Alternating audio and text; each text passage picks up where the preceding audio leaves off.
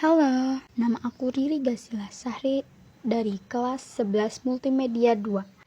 Hari ini aku akan menjelaskan konsep dasar animasi 3 dimensi. Dan ada 5 konsep dasar desain animasi 3 dimensi yang akan aku jelaskan. Bicara soal konsep, memang apa sih konsep dasar terciptanya animasi 3 dimensi? Animasi 3 dimensi tercipta karena adanya keinginan manusia untuk membuat gambar seolah-olah hidup dan dapat bergerak sebagai bentuk pengungkapan dari mereka. Hal ini dikuatkan dengan hasil dari penelitian bahwa manusia lebih cepat merespon gambar daripada sederetan tulisan. Gambar memiliki ragam makna. Melalui gambar orang dapat menyampaikan banyak cerita. Melalui gambar juga orang dapat mengambil sebuah makna yang terkandung dalam gambar tersebut. Tentunya dengan pendapat yang berbeda-beda tergantung dari sudut pandang masing-masing orang itu. Hal ini juga berlaku pada animasi. Animasi merupakan serangkaian gambar yang disusun sedemikian rupa sehingga membentuk rangkaian gerak sekuensial. Pesan yang terkandung dalam animasi tersebut bergantung pada imajinasi seseorang yang melihatnya. Yang pertama ada pengertian animasi 3 dimensi. Animasi 3 dimensi adalah suatu objek animasi yang terdapat dalam ruang 3 dimensi. Animasi ini tidak hanya memiliki tinggi dan lebar, melainkan juga memiliki volume atau kedalaman height, width, depth. Objek animasi bisa berputar dan bergerak layaknya objek aslinya. Tampilannya seolah-olah nyata dan hidup. Yang kedua ada jenis animasi 3 dimensi. Semakin berkembangnya zaman, animasi 3 dimensi memiliki beberapa macam tipe loh. Setiap tipe biasanya memiliki cara yang berbeda-beda dalam menyampaikan pesan.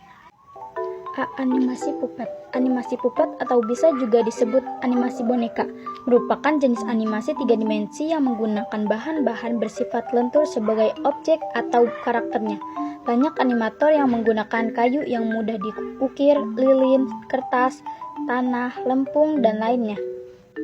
Objek lentur tersebut cenderung mudah dibentuk dan digerakkan sehingga membantu animator dalam pengembalian gambar bingkai per bingkai.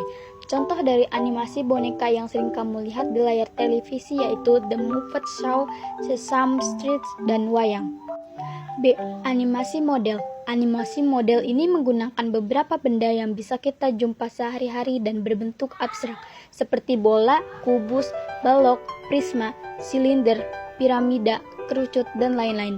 Animasi mode ini cenderung sederhana dan penggunaannya pun tidak terlalu rumit karena tidak membutuhkan banyak gerakan atau ilustrasi. Contohnya yaitu pada animasi bentuk molekul, senyawa, ataupun bola dunia. C. Animasi pikilasi. Jenis animasi 3 dimensi yang satu ini cukup menarik. Animasi pikilasi menggunakan manusia sebagai objek atau karakter dalam animasinya. Oh ya, kalian juga harus ingat nih, animasi pikilasi ini merupakan bentuk dari teknik stop motion loh. Jadi setiap stop motion saat ini banyak menggunakan benda mati sebagai objeknya. Animasi pikilasi menggunakan aktor. Manusia atau aktor akan melakukan adegan yang biasanya merupakan gerakan-gerakan kecil terpisah seperti boneka. Gerakan-gerakan tersebut kemudian dipotret atau direkam untuk kemudian melalui proses animasi, layaknya animasi stop motion yang sering kita lihat. Yang ketiga ada fase dasar. Pemahaman konsep. Pelajari dasar-dasar animasi 3 dimensi seperti model, tekstur, animasi keyframe, rigging, dan rendering. B. Software. Pilih perangkat lunak animasi 3D yang sesuai dengan kebutuhan dan kemampuan Anda, seperti Blender, Autodesk, Maya, atau Cinema 4 dimensi. C. Modeling. Mulailah dengan membuat model dasar objek atau karakter dalam perangkat lunak Anda. D. Texturing. Berikan tekstur pada model Anda untuk memberikan detail dan realisme. E. Rigging. Tambahkan rangka skeleton pada karakter Anda untuk memungkinkan animasi. F. Animasi. Buat animasi dengan mengatur keyframe dan menggerakkan objek atau karakter Anda. G. Lighting. Atur pencahayaan dalam adegan Anda untuk menciptakan suasana yang diinginkan. H. Rendering. Proses untuk menghasilkan gambar dari adegan yang telah Anda buat. I. Post-processing. Gunakan perangkat lunak tambahan untuk mengedit dan meningkatkan hasil akhir Anda jika diperlukan. Yang keempat ada teknik animasi 3 dimensi. Seiring berkembangnya teknologi, Animasi 3 dimensi telah melahirkan berbagai teknik yang bertujuan untuk mendorong batas lebih jauh. Berikut adalah jenis utama teknik animasi 3 dimensi dari daftar blog Academy of Animated Art. A. Kinematik terbalik. Teknik ini menirukan gerak kerangka untuk memberi subjek ilusi gerakan tubuh alami. Oleh karena itu, kinematik terbalik sering digunakan dalam mengatur lengan dan kaki subjek. Dengan ini, animator dapat dengan mudah membuat karakter mereka bergerak secara otomatis selama mereka mempersiapkan rantai tulang dengan benar.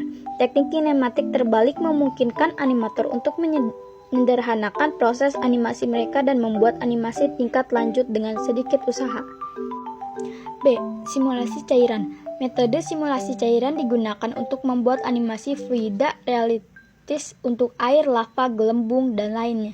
Simulasi fluida atau animasi fluida sering digunakan untuk membuat efek khusus untuk film, game, dan iklan. Tingkat kerumitan metode ini dapat bervariasi tergantung pada output yang dirasakan. C. Animasi kerangka 3 dimensi. Teknik animasi kerangka 3 dimensi menganimasikan objek atau karakter dengan meletakkan permukaan patung digital yang disebut skin atau mesh serta fondasi di bawahnya yang disebut rig atau skeleton.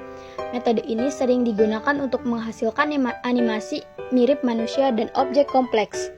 Yang kelima ada rendering. Rendering adalah proses menghasilkan gambar dari adegan yang telah dibuat dalam perangkat lunak animasi 3 dimensi.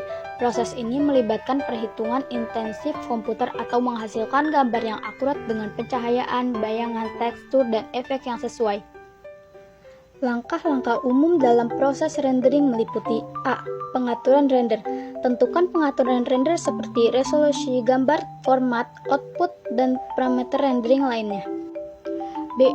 Pencahayaan. Atur pencahayaan dalam adegan Anda untuk menciptakan atmosfer yang diinginkan. Ini dapat meliputi pencahayaan alami seperti matahari atau pencahayaan buatan seperti lampu. C. Material dan tekstur. Pastikan semua material dan tekstur telah diterapkan dengan benar pada objek dalam adegan Anda agar terlihat realistis. D.